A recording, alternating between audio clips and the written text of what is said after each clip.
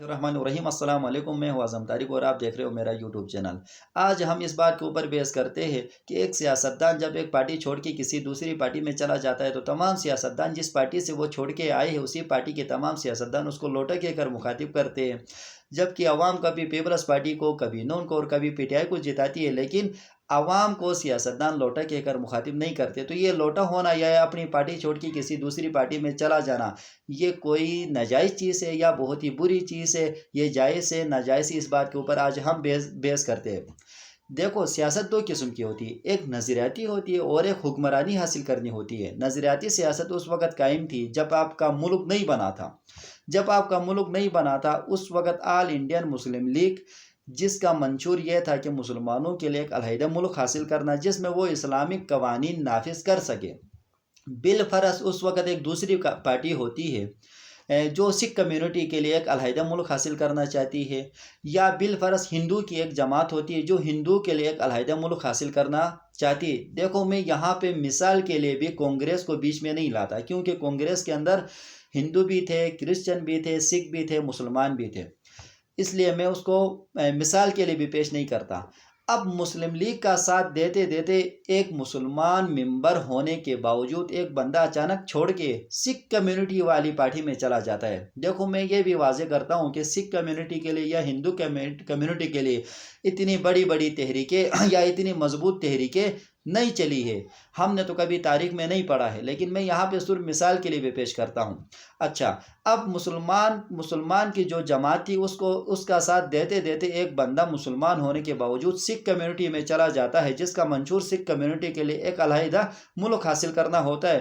اس وقت آپ اس کو لوٹا کہہ سکتے ہیں۔ لوٹا اس لیے کہہ سکتے ہیں کیونکہ اس ممبر کے اندر کوئی نظریہ موجود نہیں تھا، وہ صرف وفاداری نبھانے کے لیے مسلم لیگ کو جوائن کیا، پھر وفاداری نبھانے کے لیے سکھ کمیونٹی کو جوائن کیا، یا ہندو کمیونٹی کو جوائن کیا جو ہندو کے لیے یا سکھ کے لیے اپنی علیحدہ ملک حاصل کرنا چاہتی ہے، یا سکھ کمیونٹی کے لیے ایک علیحدہ ملک حاصل کرنا چاہتی تھی اور سکھ کمیونٹی کا ایک ممبر سکھ ہونے کے باوجود مسلم لیگ کے اندر شامل ہوتا ہے، جس کا منشور مسلم لیگ کا یہ تھا کہ مسلمانوں کے لیے ایک علیحدہ ملک حاصل کرنا۔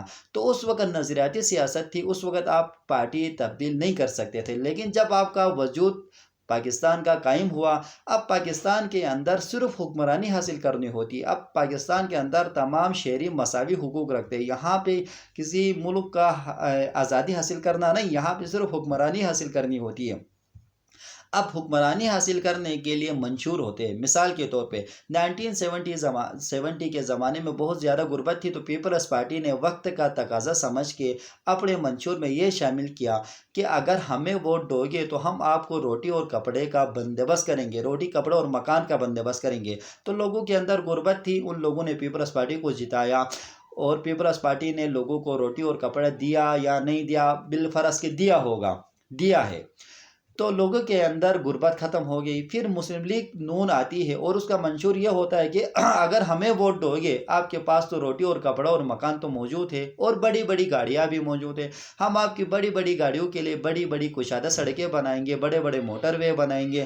تو لوگوں نے سوچا غربت تو ہمارے پاس نہیں ہے، تو وقت کا تقاضا یہ ہے کہ یہ جو ہمارے پاس بڑی بڑی گاڑیاں، ان کے لیے بڑی بڑی سڑکیں ہونی چاہیے، تو مسلم لیگ کو جتایا۔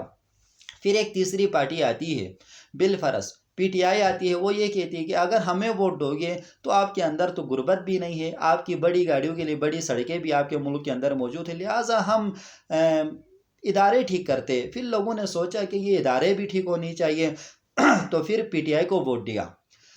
اب ایک بندہ اپنی پارٹی چھوڑ کے کسی دوسری پارٹی میں چلا جاتا ہے ملک کے اندر صرف حکمرانی حاصل کرنے کے لیے۔ میں اس کے اوپر اب آتا ہوں۔